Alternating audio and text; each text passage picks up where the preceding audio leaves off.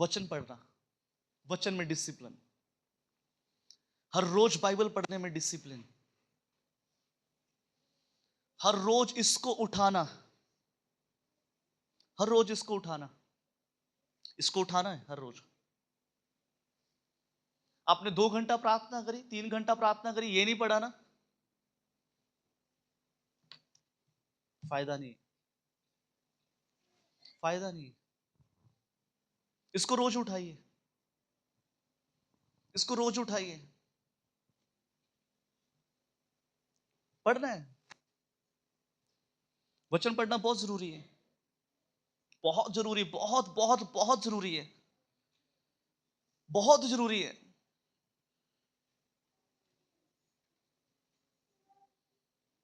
बहुत जरूरी है।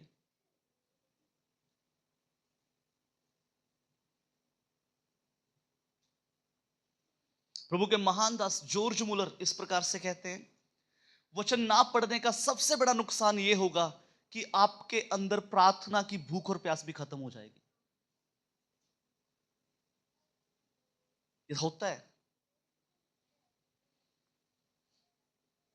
अगर सिर्फ आप प्रार्थना प्रार्थना प्रार्थना कर रहे हैं, वचन नहीं पढ़ रहे, आपके अंदर डिसिप्लिन नहीं है, आप अपनी बाइबल को खोलकर नहीं देखते, धीरे धीरे आपके प्रार्थना का स्तर भी नीचे आना शुरू हो जाएगा। वचन ना पढ़ने का, प्रभु के महान दास डॉक्टर जॉर्ज मुलर साहब इस प्रकार से कहते हैं, वचन ना पढ़ने का सबसे बड़ा नुकसान यह होगा कि आपके अंदर प्रार्थना की भूख और प्यास भी खत्म हो जाएगी। डॉक्टर बिली ग्राम इस प्रकार से कहते हैं, यदि आप परमेश्वर के वचन को नहीं जानते तो आप परमेश्वर की इच्छा को भी कभी जान नहीं पाओगे। जो व्यक्ति इसको नहीं पढ़ रहा ना,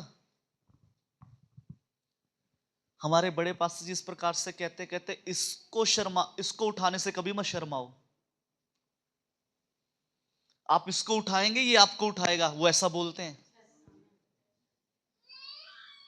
वो कहते हैं आप इसको उठाएंगे, ये आपको उठाएगा।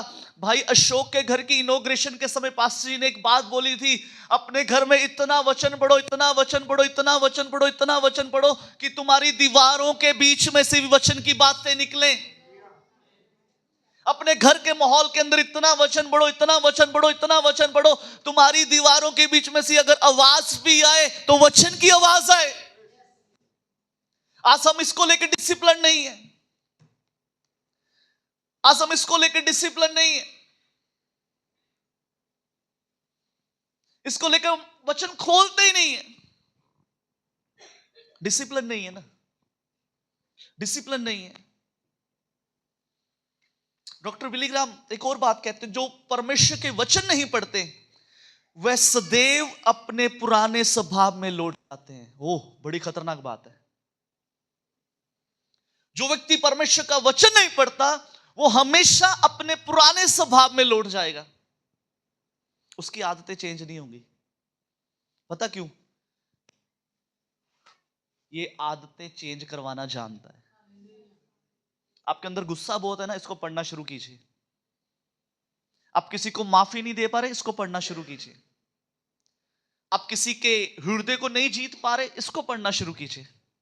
आप किन्हीं हालातों को बदलता हुआ नहीं देख पा रहे, इसको पढ़ना शुरू कीजिए। आपके अंदर कोई बीमारी है, इसको पढ़ना शुरू कीजिए। हमारे बड़े पास्टर जी एक बात बोलते हैं, कहते एक बार एक बहन मेरे पास आई, उसने मुझे बोला पास्टर मुझे ये बीमारी है। कहते मैंने उनको बोला हर रोज 10 अध्याय पढ़ने हैं, हर रोज 10। कहते उसने डबल पढ़े, डबल पढ़े, उसके बाद वो प्रार्थना करवाने के लिए नहीं आई, बीमारी वैसे ही ठीक हो गई। जिस दिन आएंगे ना पास्टर जी, आप पूछ लेना। यदि आप परमेश्वर के वचन को नहीं पढ़ते, आपका पुराना स्वभाव कभी खत्म नहीं होगा, आपका पुराना स्वभाव कभी खत्म नहीं होगा। वचन पढ़ना इतना जरूरी है। सिर्फ पढ़िए मत, अपने बच्चों को वचन की बातें सिखाएं। अपने बच्चों को साथ बिठा बिठा कर वचन, हर रोज डिसिप्लिन बना ले अपनी लाइफ का। खुद वचन पढ़िए, अपने बच्चों को भी कहिए बाइबल उठा। मुझे बड़ी खुशी होती है, भाई नेकलाल हमारे चर्च में ना, वो जब काम से आते हैं उनका पहला काम मालूम क्या होता है? अपने बच्चों को कहते हैं प्रार्थना करो और वचन पढ़ो। एक दिन मैं उनके घर में गया, तीनों बच्चे बाइबल लेके बैठे हुए। छोटे वाला अभी इतना नहीं पढ़ पाता, लेकिन उसकी बाइबल खुली है। मैंने उस भाई से कहा, आप एक अच्छे पिता का काम कर रहे हैं। आपको पता होना चाहिए आपका बेटा आपकी बेटी बाइबल पढ़ता है कि नहीं पढ़ता, डिसिप्लिन है ये। एक बार क्या हुआ, मैं ऑफिस के लिए लेट हो गया, ऑफिस के लिए लेट हो गया। और ये कोई ज्यादा पुरानी बात नहीं, 4-5 साल पुरानी बात बता रहा हूं। ऑफिस के लिए लेट हो गया। उस दिन मैंने प्रार्थना नहीं करी, सच्ची बता रहा हूं।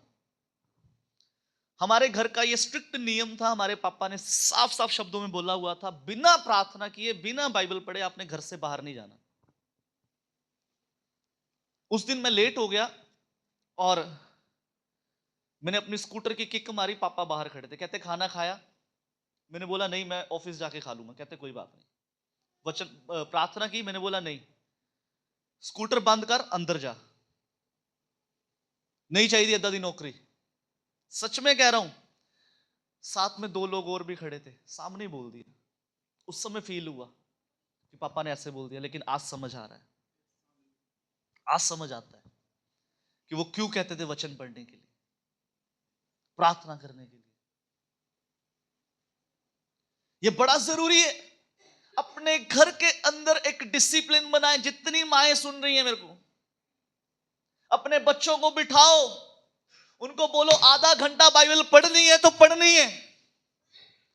आधा घंटा वचन पढ़ना है, मतलब पढ़ना है। आपके बच्चे बड़े क्यों नहीं है, तब भी बोलो उनको। आपके बराबर के ना, तब भी बोलो। बाइबल के इतिहास को जब आप पढ़ते हो, बाइबल का इतिहास जब आप खोलेंगे ना, बाइबल के इतिहास में जो यहूदी लोग थे, यहूदी लोग अपने बच्चों को मुंह जबानी बाइबल रटाते थे, मुंह जबानी भविष्यवाणियां याद करवाते थे, मुंह जबानी वो अपने बच्चों को तैयार करते थे परमेश्वर के वचन के लिए। दाऊद क्यों कहता है दाऊद कि मैंने तेरे वचन को अपने हृदय में रख छोड़ा ताकि तेरे विरुद्ध पाप ना करूं। दाऊद वचन को लेकर डिसिप्लिन था। आज ये बड़ा जरूरी है। जिस घर के अंदर बाइबल नहीं खुलती, सुनिए, उस घर के अंदर कभी उजियाला आएगा ही नहीं। उस घर के अंदर कभी उजियाला आएगा ही नहीं। जिस घर के अंदर बाइबल नहीं खुलती, नहीं पढ़ने आती, कोई बात नहीं। आजकल बहुत अच्छे यंत्र है हमारे पास। ऑडियो बाइबल सुने, ऑडियो बाइबल सुन लीजिए। ऑडियो बाइबल है, पढ़े। नहीं पढ़ने आता, सुने। किसी को कहिए मुझे पढ़ के सिखा, मुझे बाइबल पढ़ना सिखा, मुझे पढ़ के सुना दीजिए। हमारे चर्च की गवाही बताता हूं। बहन सोनी है ना, ये कभी स्कूल नहीं गई, स्कूल नहीं गई, पढ़ने नहीं आता था, पढ़ने नहीं आता था, पढ़ने नहीं आता था बिल्कुल।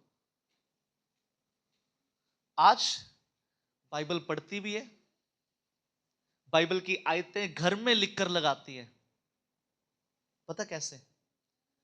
जिसके पास बुद्धि की कमी है, बाइबल में लिखा है वो परमेश्वर से मांगे जो बिना उलाहना दिए उदारता से देता है। एक अनपढ़ व्यक्ति बाइबल पढ़ना सीख गया, हमारे लिए क्या मुश्किल है भाई, क्योंकि हम खोलते नहीं है। राजा भाई कहते हैं पास्टर जैसी वचन आता है डेली, जैसी ये कहते हैं बाइबल खोल खोल के बैठती है। किसने पढ़ना सिखाया? अरे पवित्र आत्मा स्वयं उतरेगा, वो आपको आशीषित करेगा, वो आपकी बुद्धि को खोलेगा। आपको वचन पढ़ना तो दूर, वो आपके ऊपर प्रकाशनों को खोलना शुरू कर देगा।